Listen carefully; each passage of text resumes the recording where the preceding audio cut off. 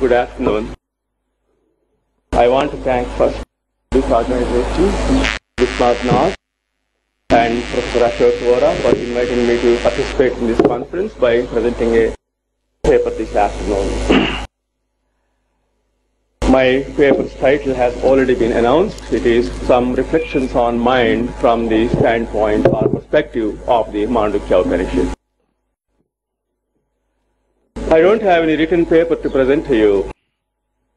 In fact, I am tempted to tell you some jokes instead of reading a paper.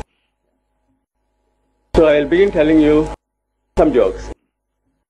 Some of my close friends here, of course, have heard at least one of these jokes, so they'll put up with me. A young man, seriously in search of knowledge, went to a sage and asked him the following questions. He asked him, "What is mind?" The sage said, "It doesn't matter." And then he asked him, "What is matter?" The sage replied, "Never mind." There is an interesting thing.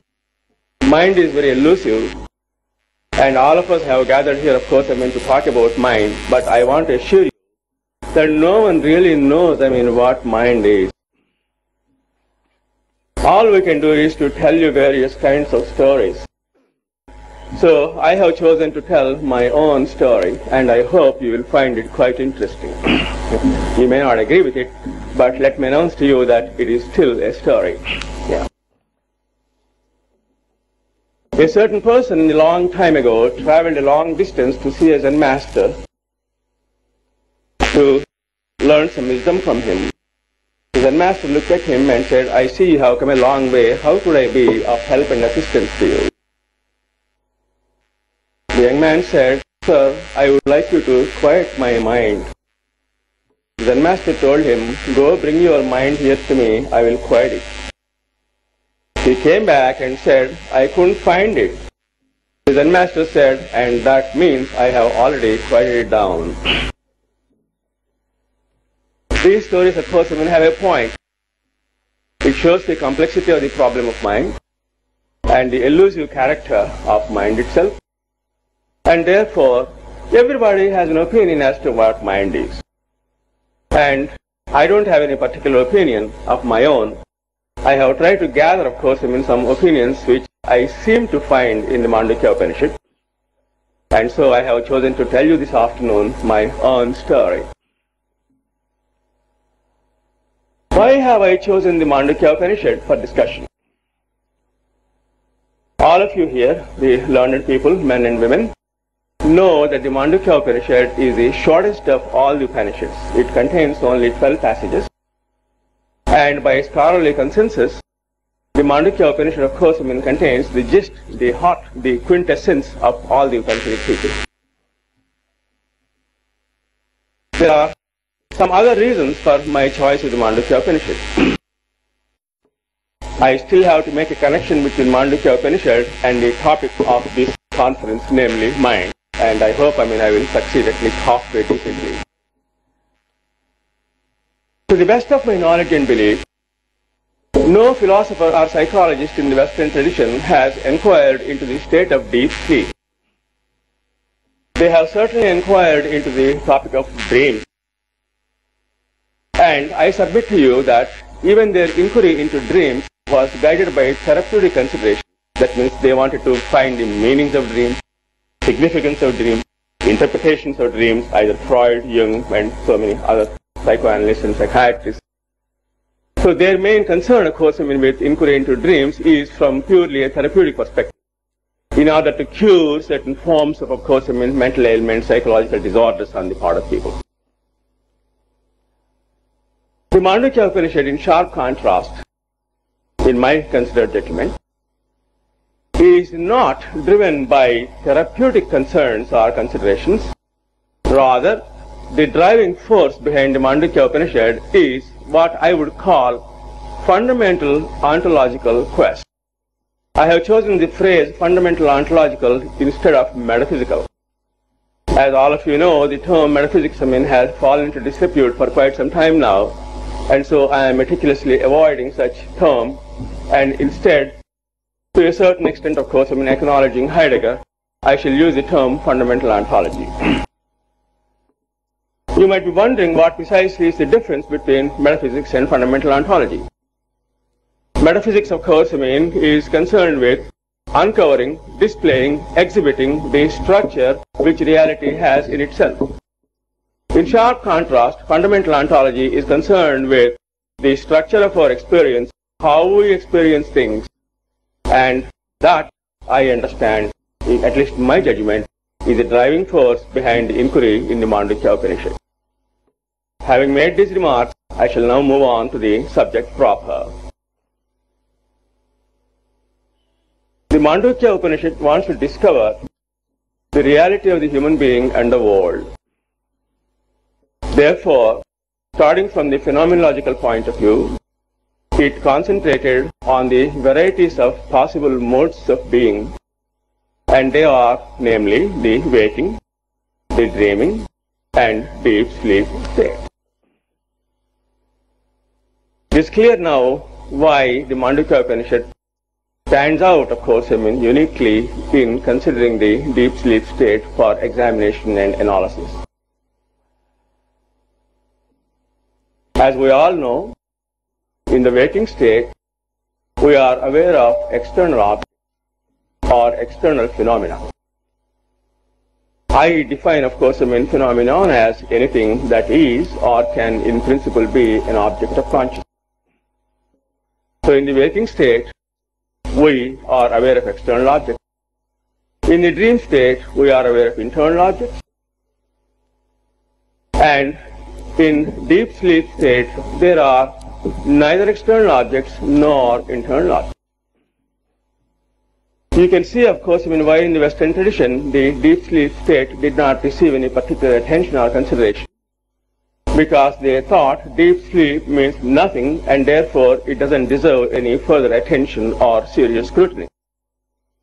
In sharp contrast, in the Mandukya Upanishad, deep sleep state is one of the three possible modes of our being, and therefore they wanted to find out what is it in deep sleep about the human being that we can discover. From what I have said thus far, namely we have external perceptions while we are awake and internal perceptions while we are dreaming, it is clear then that perception of objects, perceptions either external or internal, that means experiencing objects either external or internal, is a function of the mind. In order for you to experience any objects at all, either external or internal, the mind has to function. It analytically follows then that in the deep sleep state, the mind is not functioning and therefore we are not experiencing either external or internal objects. The question immediately arises, is a person conscious during deep sleep? This is a serious question and I wager my own answer to it. When a person goes to deep sleep, during the state of deep sleep, the person is not aware that he or she is in a state of deep sleep. However, on waking up, if we ask the person, did you have a deep sleep? The person says, yes, I had a deep, sound, restful, blissful sleep. The question asked now is, how does the person know that he has had a deep sleep? One would maintain that all knowing, of course, is through the activity or the functioning of the mind.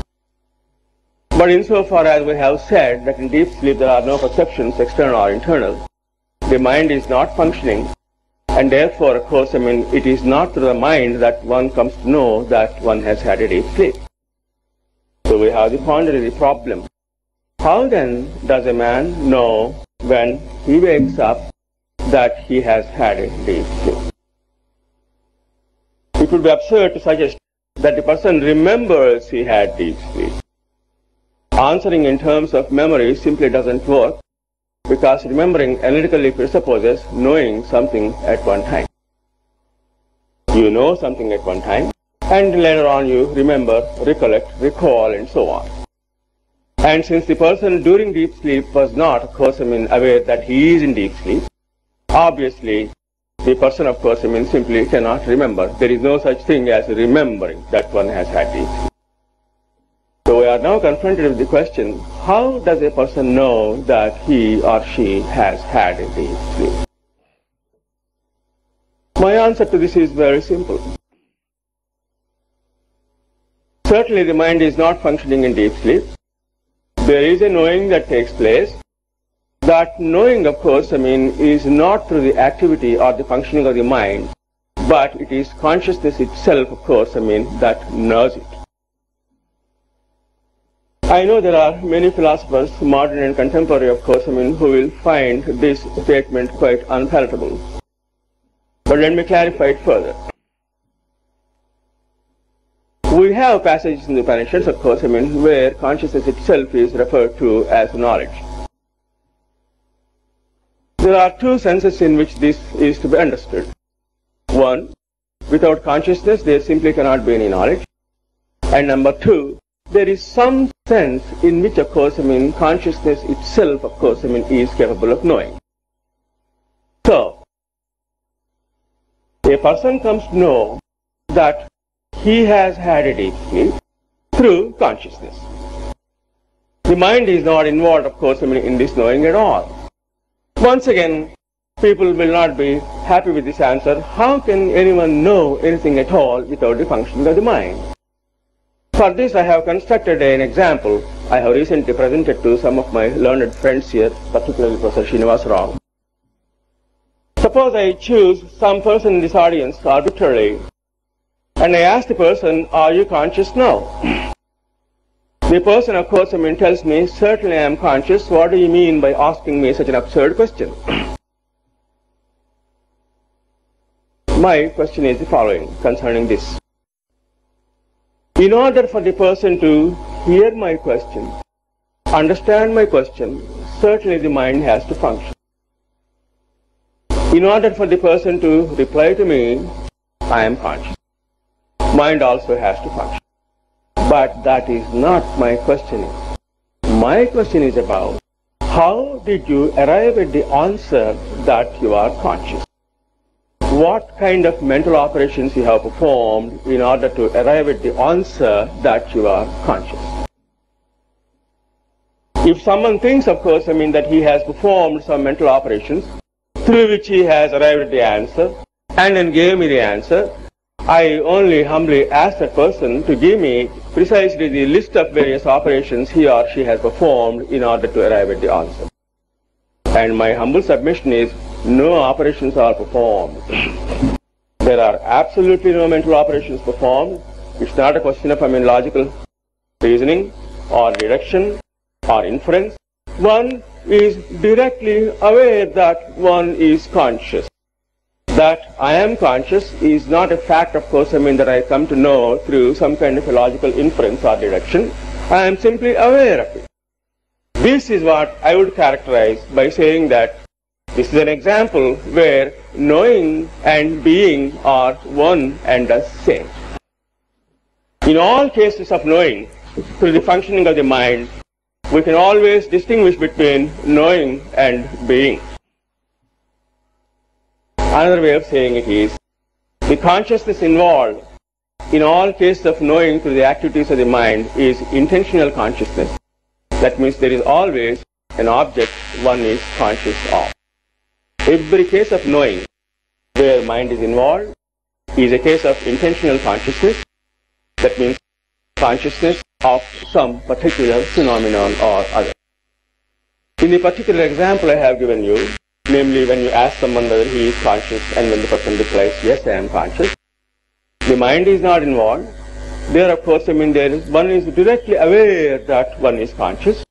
That means here knowing and being are the same, and therefore the consciousness involved here is non-intentional. There are no objects involved here, and such consciousness you can refer to as non-intentional or simply objectless consciousness. It is my conjecture, and I am presenting this to you for your consideration, that some such thing is happening with regard to deep sleep. In In the deep sleep state, there are no perceptions external or internal. Therefore, the mind is not functioning. Nevertheless, the person on waking up tells you that he has had a deep sleep. The only way in which, of course, the person can be said to know about this is directly knowing, non-intentional knowing, where knowing and being are one and the same. Now we move on to the next one. The Mandukya Upanishad, of course, talks about the Turiya.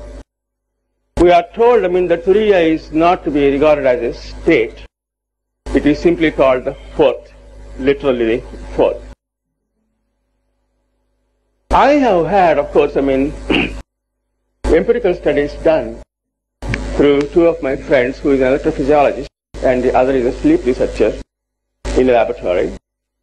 And we have obtained, of course, the encephalograms and the wave patterns associated with them while one is awake, while one is dreaming, and while one is in deep sleep.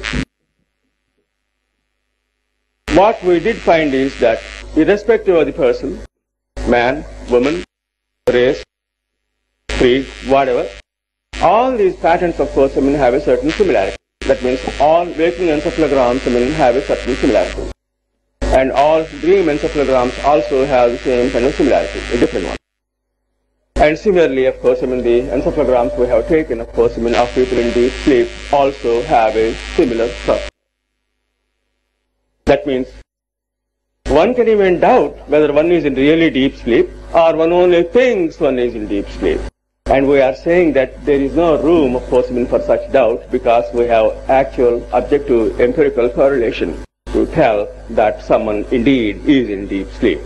And most of you know that we can objectively say that someone is in a dream state simply, of course, by observing the rapid eye movement, plus, of course, the encephalogram associated with the dream states.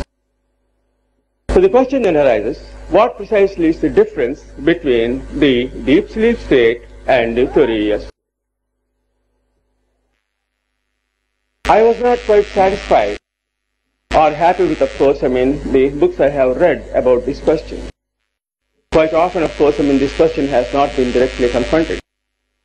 Instead, one would simply say, well, Turiya is the state where you experience Brahman or you become Brahman and so on and so forth. But no real, critical, analytical, of course, reply has been given to this question.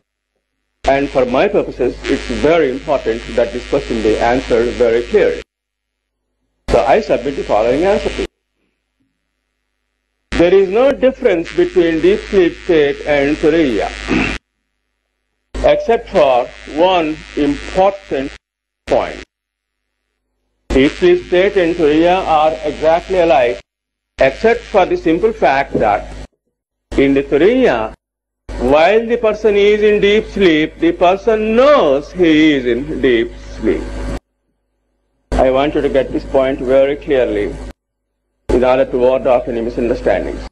There is no difference between the deep sleep state and Turiya, except for the important fact that whereas a person is in deep sleep, the person doesn't know he or she is in deep sleep while having deep sleep.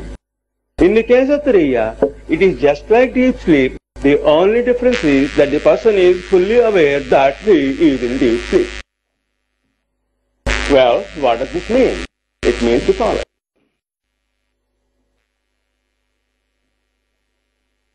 There is a paradox, of course, involved here. Someone might say, if a person knows that he is in deep sleep, somehow he is not in deep sleep. The Mandukya Upanishad, according to my interpretation, would certainly agree with you. And he will tell you, that is what we mean by saying being fully awake. That's what they will tell you. Okay? You don't have to accept it, but this is how I would interpret it. A person is fully awake, even while he is in deep sleep. What does it mean? It means the person is aware of his or her own existence even when he does not perceive any object. That is the point I want to underline and emphasize. That means there is a reality about the human being which persists and continues to exist even when all objects have disappeared. That means the reality about the human being is not contingent upon there being any objects at all. nor is it contingent upon, of course, one's perceiving any objects at all. Even when all objects, have disappeared, when all appearances have, of course, ceased to be, still there is a reality about the human being which continues to exist and which persists. That, of course, is what Upanishad means by Brahman, or, of course, Atma. And that reality, of course, could only be objectless consciousness, once again, because one is aware of one's own existence even when one is not perceiving any object. That's how I clarified in Turiya, where one is fully aware that one exists even when one does not perceive any object. Now the question. What happened to the world when the person is in deep sleep state? Does the world, has the world, continued to exist? All these objects, persons, trees, birds, etc., have they continued to exist when my friend John is in deep sleep? The answer is yes. John is in deep sleep. These objects, of course, continue to exist. They do not disappear and vanish away. And the Mandukya Upanishad will tell you why they don't vanish away and become nothing, because they are Brahman. And Sat, of course, simply cannot become Asat, any more than Asat can become Sat. So, as far as we are concerned, the objects will continue to exist. They do not disappear and vanish away into nothing. But for that particular person who is in a state of deep sleep, these objects, of course, have disappeared, simply means that appearances of Brahman cease to be. That does not mean Brahman has ceased to be, because Brahman cannot cease to be, being Sat. Appearances, of course, have ceased to be. And when all appearances have disappeared or ceased to be, then the only reality that persists, of course, as the ultimate residuum is the objectless consciousness. Now the question, what precisely is the relationship between mind and consciousness? You all know, of course, that in the Western tradition, mind, the terms mind, self, I, etc., they're all used synonymously. This is so even since the time of Plato. And Descartes is the one, of course, who has finally made this synonymy absolute. Thus, in the meditation 2, in Cartesian meditation, Descartes tells you, see, when you take Descartes' proclamation, the Cartesian dictum, I think, therefore I am, put in a hypothetical proposition, it means what? If I think, then I am. Then thinking, of course, is a sufficient condition for being. However, if you read meditation 2, Descartes also makes, of course, thinking a necessary condition for being. He tells you, if I cease to think, I shall altogether cease to exist. So what Descartes did was to make thinking both a necessary and a sufficient condition for being. Of course, I can easily imagine an Upanishadic Rishi, probably, of course, the author of the Mandukya, whoever he is, he would have confronted Descartes and asked him, that's very interesting what you are saying, but how do you know that you cease to be when you cease to think? You need to tell me how you have come to know that you altogether cease to exist when you cease to think. And I submit that Descartes has absolutely no answer. Now I come back to the discussion of mind and consciousness as I understand in the Mandukya Upanishad. Phenomenologically, we draw a distinction between mind and consciousness. I underline and accentuate, of course, the term phenomenological. From a phenomenological point of view, we do draw a distinction between mind and consciousness. What do you mean by phenomenological distinction? It's simply this. When we are conscious of objects, that means when there are intentionalities, when we are having, of course, perceptions, either external or internal, it doesn't matter, then we say there is mind. My submission then to you is that mind is no more and no less than, of course, intentional consciousness. Mind is simply no more and no less than intentional consciousness. And when consciousness is no longer intentional, as in deep sleep and in the Turiya, what happened to the mind? The mind, of course, cannot exist apart from consciousness.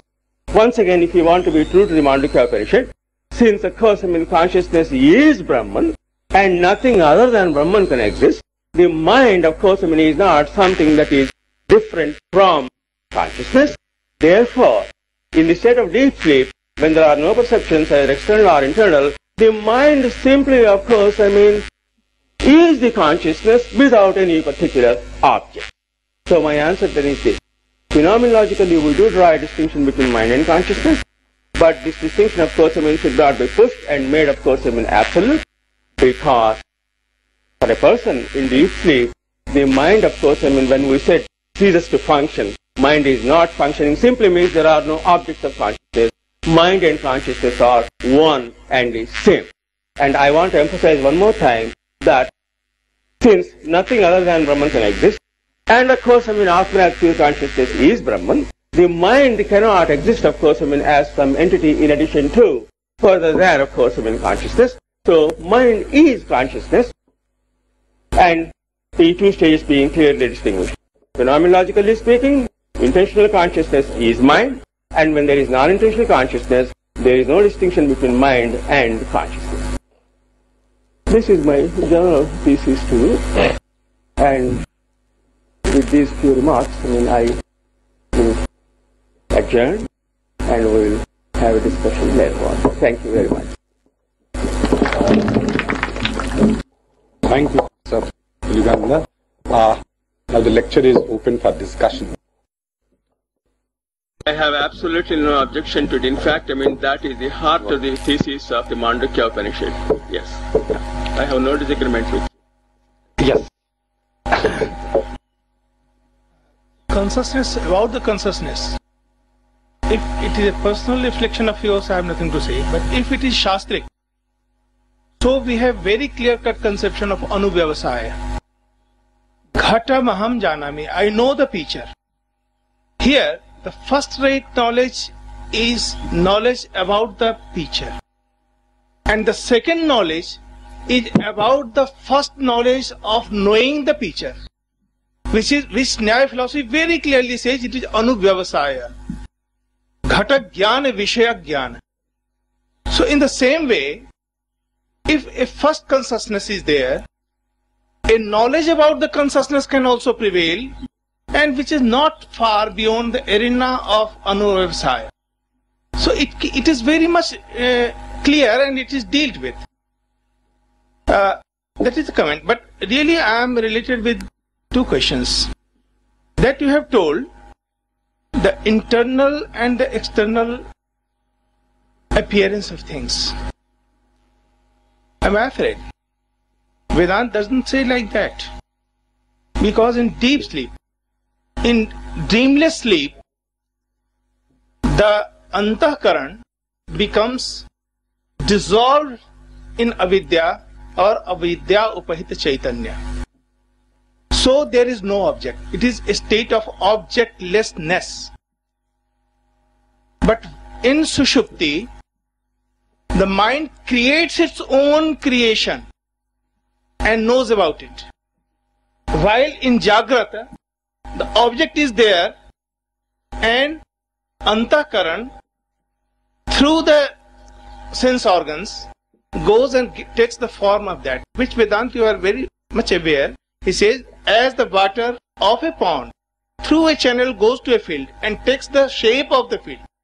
In the same way, the consciousness goes through the sense organs and take the form of Vishayakara Parinati. So, Vritti is nothing but Parinati. In that case, it is just to see that the object is there and Antakaran transforms itself into that. But while in dream, it creates a creation and then knows about it. So this is the difference. And it is very much different with Turiya Avastha. Turiya and Sushupti is not at all same. Because in Sushupti, the Antakaran is dissolved according to Vedanta. According to Nyaya, the mana, Puritat, there is a nadi, they call it Puritat nadi, some type of nervous system which is functioning in heart. So this consciousness enters into it, and so it has not a direct linkage with the object, and with the soul. So linkage is broken, and so there is no dream. Vedanta says it is dissolved, and so there is objectlessness. But in samadhi, which can only be attained in turiya avastha, the presence of antakaran is must. Only the thing is that it has total action introvert. It is an internal voice. It is not going out. So there is quite a lot difference, because there is an absence of antakaran. Here is a presence of antakaran. Here antakaran is quite active, while in sushupti it is quite slept. So I think what Shastra claims, turiya and sushupti cannot be taken to be symmetrical. That's my point. All I have to tell you in answer is this. Yes, I am not at all interested, of course, what traditional scholars have to say. I am interested, of course, only to find out what they have to say, but what I have to say doesn't have in any way to depend upon what they have to say. I find, of course, the explanation you have given, to Antahkarana and all those things, extremely complicated, unnecessary. They muddle the issue, and of course, drag us back, of course, again into the metaphysics. I don't want to have anything to do with metaphysics. I want to stay with phenomenology. The reason I have made this distinction between deep sleep and turiya is, yes, people say, traditionally people would say, they vaguely talk about in turiya is, yes, one becomes Brahman, one becomes Atman and all those things, as if one is not already Brahman and Atman. Of course, one already is. The point is, phenomenologically speaking, what precisely is the distinction between deep sleep and turiya? My answer is, in the turiya, the person is fully aware that he is in deep sleep. That is the biggest state of wakefulness. It is the most highest state of wakefulness. And he who commands that state is indeed, of course, experience, becomes Brahman, is in knowledge of Brahman. So, Antakarana and all those things, what happens, Antakarana is again a complex, you have to analyze it down into various kind of components. And then one becomes bogged down in metaphysics. Now, I don't want to get bogged down in it. I want to stay as clean as possible, stay with phenomenology, report what you just observe, and of course, make your explanations in perfect, conformity with Occam's razor. Minimum number of assumptions are needed in order to clarify my own point. I do not disagree with the professor. I don't know. That's another way of analyzing it, and it is for you people, of course, to judge which is simpler, which is more elegant, which is complicated, which is metaphysical morass, and which is not. It's up to you. But then Occam's razor, apply Occam's razor and remove consciousness also. Pardon? Apply Occam's razor.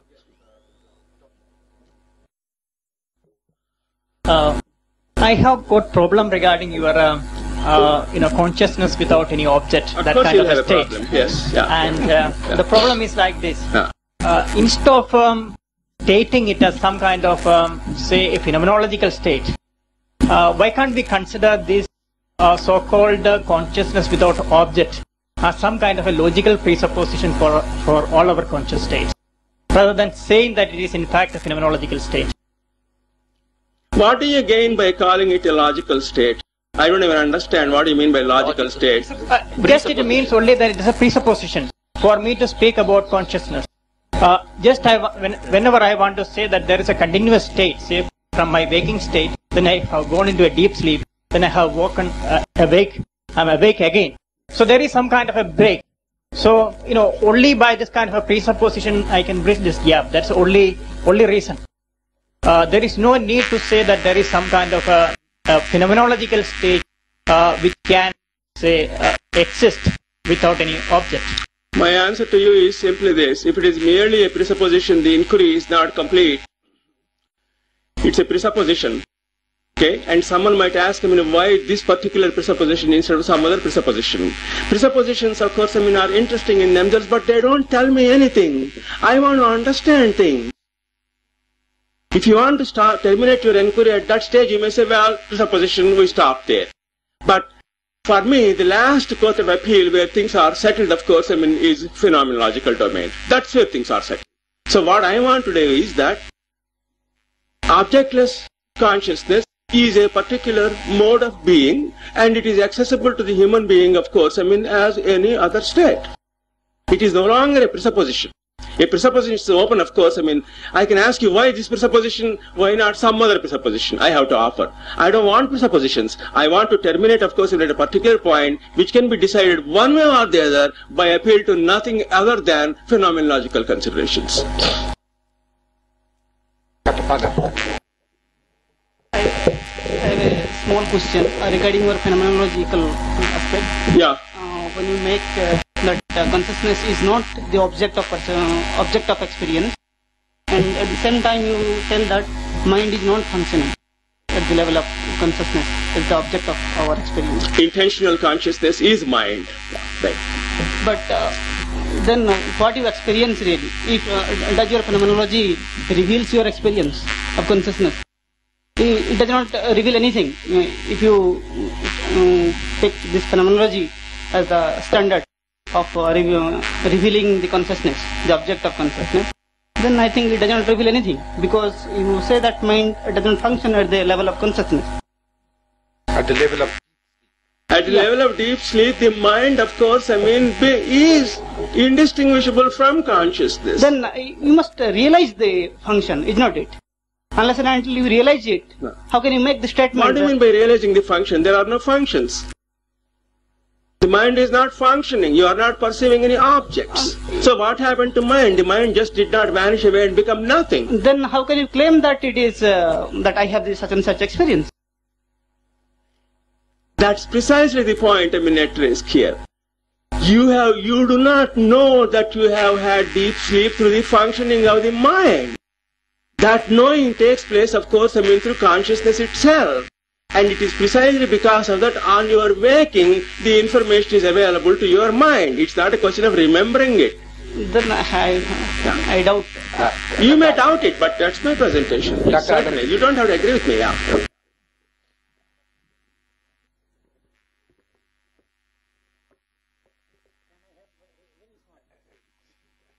we can come back when we have time. Yes, Dr. Anand. Professor Pulligandla, Yes. you refer to this state of permanent wakefulness. I did not say permanent. Okay, the state of wakefulness. It's a state of, wakefulness. I would like to, if you permit me, I would like to explore it a little further. Certainly, you have my permission. Yeah. So you stated that even before this stage, it is not that the self was not Brahman. But after this stage, in this state of wakefulness, this self realizes that the self is Brahman. Now, what is the implication of it, of this state of being, this mode of being, in terms of relationship of both between the self and the object, and self and the other? Now, if we are interested in the questions of implication of relationship consequent upon this realization of this mode of being, then we are in the domain of ethics, ethical engagement. And for a thinker like Emmanuel Levinas, he would say that ethical engagement requires us a little move away from ontology, because the privileging that is given to self, it detracts attention from the other. So therefore the critique of ontology that is expected in any deep ethical mode, how do you reconcile it, this critique of ontology with your fundamental, ontological quest and its ethical implication? I must confess to you, I have not understood your question. Can I clarify it, please? Yes, if you would be so kind as to clarify it, I will try to answer it. Yes, right. Dr. Giripat, please. Okay. Now the issue here is what is the implication of this realization in terms of relationships existent at multiple levels, and most immediate level is the relationship between the object and the self that you briefly touched upon, and the relationship between the self and self and the other at the societal domain. Now this relational question, it requires some decentering from the domain of ontology, because for some critics such as Levinas, that if you are so deeply engaged with ontology as Heidegger, then your ability to attend to the other on his or her own terms is compromised. Therefore, what I am trying to understand from you, with your deep ontological emphasis, Therefore, the ethical implication or the relational implication of this realization would be of a particular kind. Still, self would be privileged rather than being able to attend to the other. Okay. See, Levinas, of course, may have leveled a particular kind of critique against Heidegger, okay? And I am not, of course, defending Heidegger. I have nothing to do with Heidegger, okay? I simply use the word fundamental ontology only in order to distinguish, of course, what I had to say from metaphysics understood in the traditional sense, okay? So, the relationship between value and ontology, that's what you are asking. I think that's your question, right? The relationship between, of course, concerns of value and concerns of ontology, what there is, even in terms of fundamental ontology. My answer is very simple. Values, ethics, of course, they all belong in the Vyavaharika. There is no question of value, of course, in the Paramarthika. And values are to be pursued, and of course, theories are to be formulated, insofar as, we are dealing with the Vyavaharika. So my answer, but of course Levinas has a problem, because Levinas being a Westerner, he does not have the principle of two truths. Therefore he has a problem as to how to put those things together. Insofar as the Indian tradition is concerned, insofar as we have a very clear distinction between the Paramartha and the Vyavaharika, value theories, ethics, dharmashastras, all those things belong, of course, in the Vyavaharika. They have nothing to do with the Paramartha. That's how I would answer it.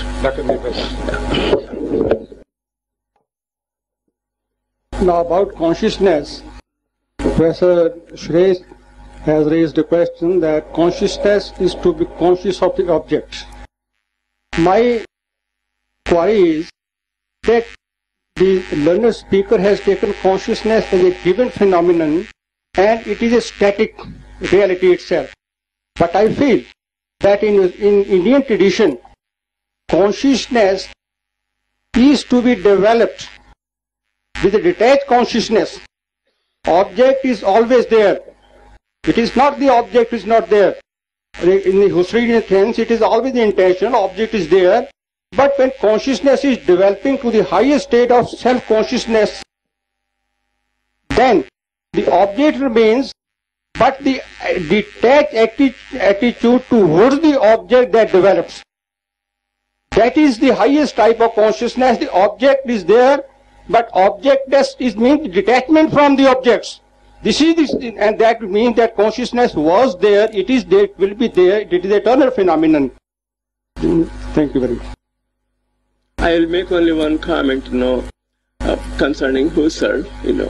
I think Husserl's, understanding of consciousness is in a very fundamental sense different, of course, from the understanding of consciousness in the Upanishads, particularly in the Mandukya Upanishad.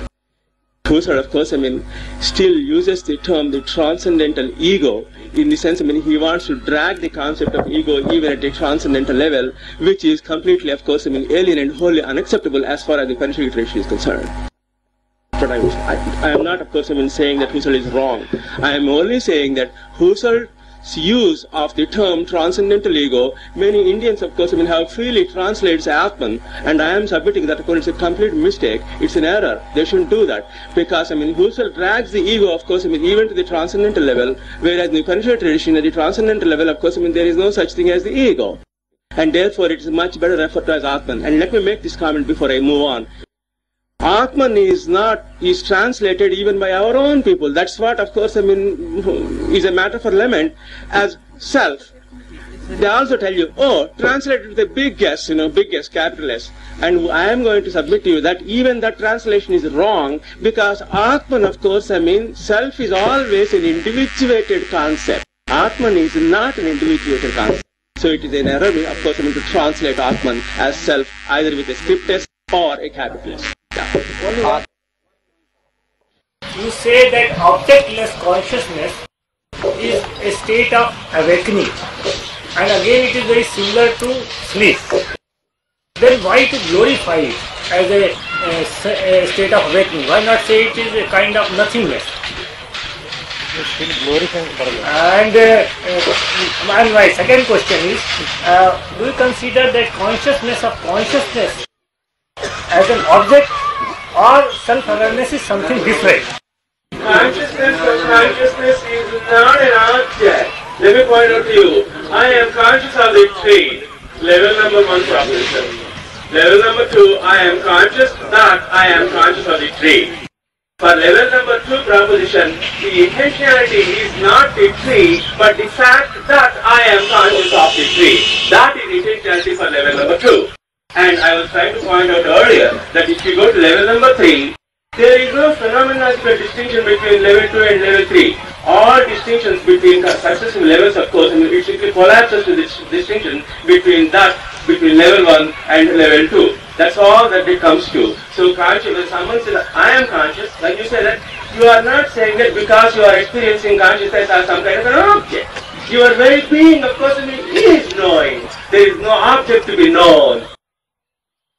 That's all I was trying to say. And then my first question not there. We'll come back and discuss later. Right? Professor, in your analysis, what I found was, and you made distinction between intentional consciousness and non-intentional consciousness. Correct. And later you try to identify intentional consciousness as mind. And I found a problem here with this because whatever the case may be, whether it is intentional or non-intentional, consciousness is only one. There are not two consciousnesses. Based on that fact, in deep sleep, you said that it is non-intentional consciousness. Correct. However, we are not aware of it. We are not aware. The difference between Turiya and this is we know. There are no objects. Yeah, there are no objects. There is commonality. Yeah. And in deep sleep, we are not aware that we are in deep sleep, whatever. And in Turiya, whereas we are very well aware of it, it's kind of like an excellent wakeful state. Now, my question goes with the possibility of discriminating consciousness from mind. If the same consciousness in deep sleep itself, I don't know about Turiya as such, is non-intentional consciousness, and the same consciousness, according to you, is becoming mind in waking and dream, and it is trying to know the objects, whether it is something on the next level. One thing I have to make a note here is it's failing to reveal that it was Turiya, so long as it's ignorance, we call it state of ignorance. Whereas, that's talk about massive ignorance. Yes. Yeah. Once it goes to Turiya and it comes back, it is trying to reveal that there is something called Turiya, that it should be the contribution of the test and the great seers.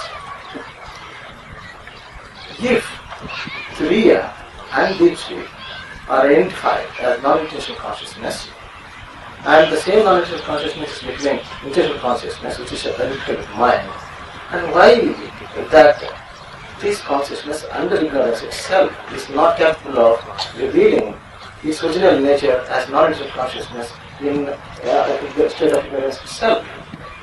If it really fails, as a matter of fact, it's failed.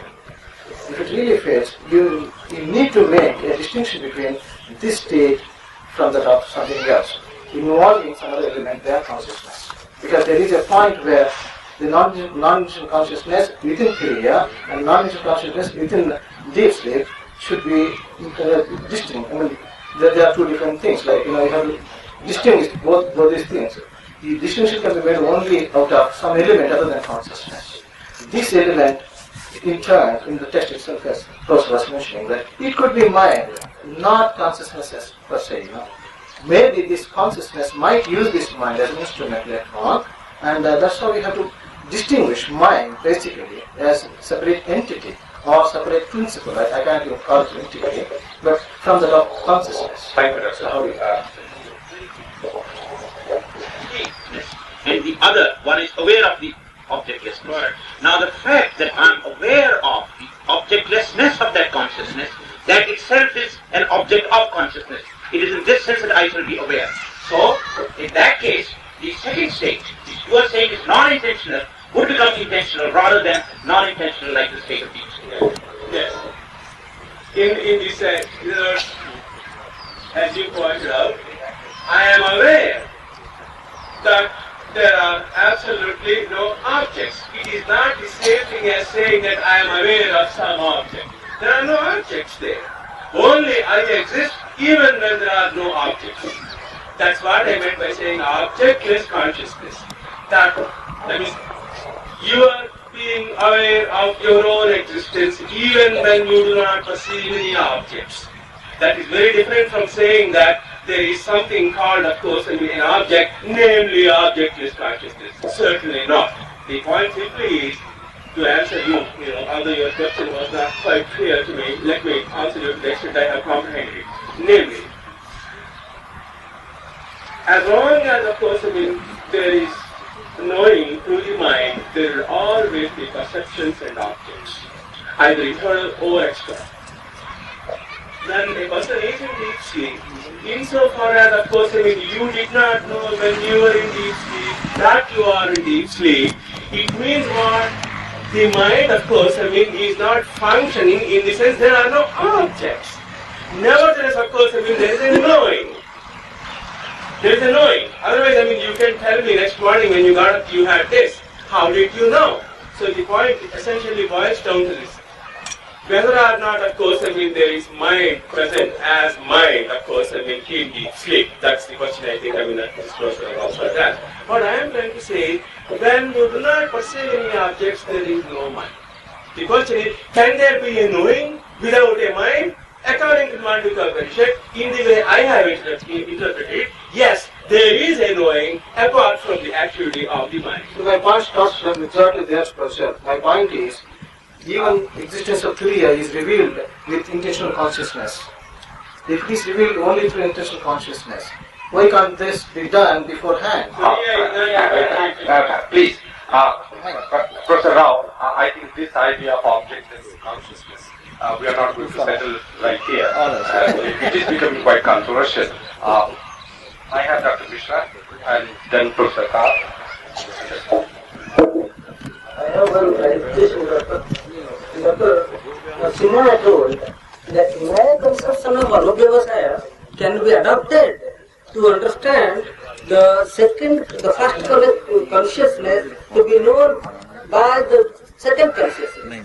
I think Shankara very clearly states in his Tarkavada that Anubhyavasaya is a name concept. So Anubhyavasaya cannot be adopted, Anubhyavasaya of Maya, where the realism of mind is taken, the mind is taken as a real object, cannot be accepted at all. Second thing is, he said, Sinha told, no, I just come to this. The Akhanda, the Mano, the mind, that the mechanism of perception as it happens, as per the first consciousness which he told, and Professor Sureshchandra's query, I think it is, as far as Advaitic idea is concerned, Advaita makes a real difference between Turiya and Sushupti. He says the Prajna is attached to it, related to Karana, that is Avidya, which he of course could not say, which is not there in the Turiya. This very thing says that there is an ontological, there is a basic, there is a locus as consciousness in which this question cannot stand at all. I think from that point. And so my third thing is that there can be presence of mind in the fourth stage, that is Turiya stage. Yes, it is the Vritti, Akhandakara Vritti, where Manonas is accepted by Vidyaranya. That is how he clarifies the whole thing what Gaudapada text. So that's all.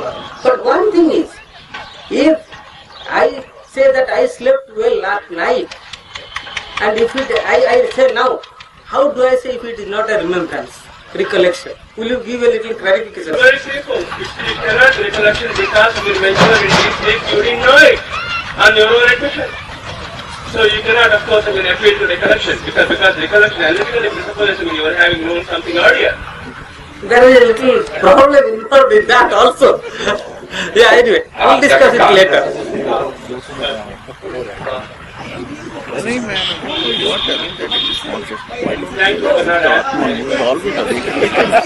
And forms you that you had existence.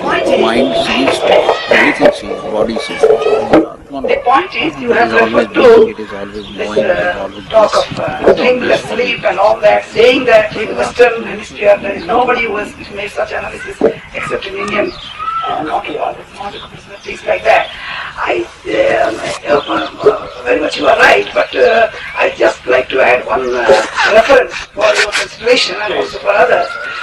Professor A.J. Ayer, in his Central Questions of Philosophy, Body and Mind chapter, there is a reference he has made, there is definite reference he has made about not only dream, but also about deep sleep, and also from his analysis comes somewhat nearer to this positive point of view. We can just go for this. I am aware of it, yes. Yes, this is one thing.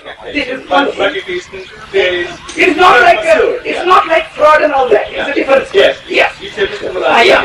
That's the point what I'm saying. And also with regard to the distinction between the deep sleep and the turiya, there is another answer which is given from the traditional side. I think the Sanskrit will bear upon me. That is, so far as turiya is concerned, there is no sense of coming back. Whereas, so far as susupti is concerned, there is a sense of coming back. That's all. Yes. I want to make one last comment. Do I have it? Yes, please go ahead. One last comment I want to make, of course. I mean, this is in light of the paper we are going to hear now from Professor Srinivasa, my learned friend, who is going to read about, of course, computers and consciousness and so on. But from the Advaitic standpoint, and I'm not claiming I'm not Advaitic, because you don't attach any labels to me. I'm merely saying, from the Advaitic standpoint, can we make computers which are conscious? The answer is yes. Absolutely yes.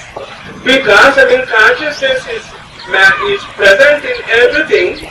Even in a stone there is consciousness. If you are not writing, only it's not manifested. And if you are smart enough, of course, to put things together and to make a machine, yes, you can make it manifest. So Srinivas, remember it.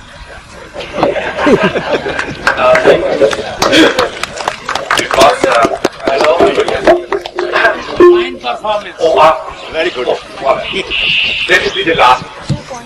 You are thinking serious during deep sleep. But we wake up in Turiya Avastha. In Turiya, when we wake up, what the mind thinking at that time? At that time, what is the mind is always working. It is in the working condition. So what mind think at that time when we are in Turiya? Because in deep sleep, mind ceases, and consciousness and the pure self, consciousness becomes one. Mind and consciousness becomes one. But during the wake up in Turiya, what the mind thinks that time? Mind is always working. That is, I think. That can be discussed, yes, yeah. Although I hold the opposite view, there is no mind in Turiya. It being objectless, yeah. There's no distinction between mind and consciousness. Yes. Mindless consciousness. It's mind and consciousness are one and the same thing. Thank you. So this is need to talk means more confusion. We say that mind exists even if there is no consciousness. That is what you said when you refer to Descartes. That if I am not thinking, and thinking for Descartes is equal to consciousness. So if I am not conscious, then I am not existing. And wherein that thinking here includes not only consciousness but ultimate consciousness. You can say Jaivan or whatever you say, in the Western thinking. So here a very peculiar kind of view has been presented, that consciousness without objects and consciousness with objects. This is the position you are taking. Right. That deep sleep is nothing but consciousness without objects. Right. Now, how do we know that such a consciousness occurs unless we go to a vicious infinity? The consciousness there, we must be conscious of it. And in order to be conscious of that first stage of consciousness, we should again to be conscious of it. Otherwise, I feel that the whole thing is blank. I'll give you my reply. Yeah. When we make linguistically, of course, various distinctions of levels. Thus, for example, I am conscious of the tree. I am conscious that I am conscious of the tree, level 2. And level 3, I am conscious that I am conscious that I am conscious of the tree. One can, of course, draw a whole hierarchy of levels in that way. However, phenomenologically, there is no distinction between, of course, level 2 and level 3. let me make the point very clear. Phenomenologically, we can distinguish between level 1 and level 2. There is no distinction between level 2 and level 3. All distinctions between level 2 and all the higher levels, of course, those simply collapse to the same distinction between level 1 and level 2. So, to answer your question, how do I know, did I understand your question clearly? How do I know that I was in, how did you say it? One more time. Second consciousness, consciousness itself becomes an object. And unless I make it an object, I have now made it explicit for a simple reason that you will understand. That if unless consciousness becomes an object, I cannot assert that consciousness is there without object. Yes, that's exactly what I am addressing. You do not, of course, experience consciousness without an object, of course, as an object. You do not experience it as an object. That's why I gave the example earlier. When I asked someone, are you conscious now? And when you answer me, yes, I am conscious, I want to ask you, but have you performed some operations? Did you experience yourself as an object and answer me? Actually, there is no question of it. When I say I see a chair, I see the table, I see the human being. Only then I reply like this. So here, unless some object is presented, I cannot exhibit that I am conscious. So if some consciousness itself does not become an object, I cannot say that consciousness is there. In other words, if I understand you correctly, when you answered me that yes, I am conscious, you mean to tell me that you have observed some object? Huh? Otherwise I cannot say that I am conscious. That is my, anyway, we agree to the same. I think the point that scholar has made is a really very significant point. What is apparent, it may not be real, but what is apparent is there is a kind of paradoxical or self-contradiction in the proposition. When we say consciousness is object-related awareness, and when object-related, object may be external or it may be internal, when that object-related awareness is gone, then there is no consciousness, and according to your postulate, then there is no mind. But still you say that even at that stage, there is, in whatever that sleepless stage, still there is that mind. His point is that for that consciousness itself becomes an object of the consciousness, which means you are conscious of being conscious. You are conscious of consciousness, as I am conscious of this mic, so you are conscious of consciousness. If consciousness again becomes its own object, then that subject-object relationship persists, and then your postulate collapses. I think this is what he means to say, and this is a very significant question of metaphysics and philosophy, that how consciousness can be its own object and still it can be objectless consciousness. If your question is related to this one, what was saying was very interesting, that how in deep sleep we, when mind ceases, and still early in the morning we come to know that we had a very deep sleep, and who is informing? And then you are saying that consciousness, that is just which is there inbuilt in you, that informs.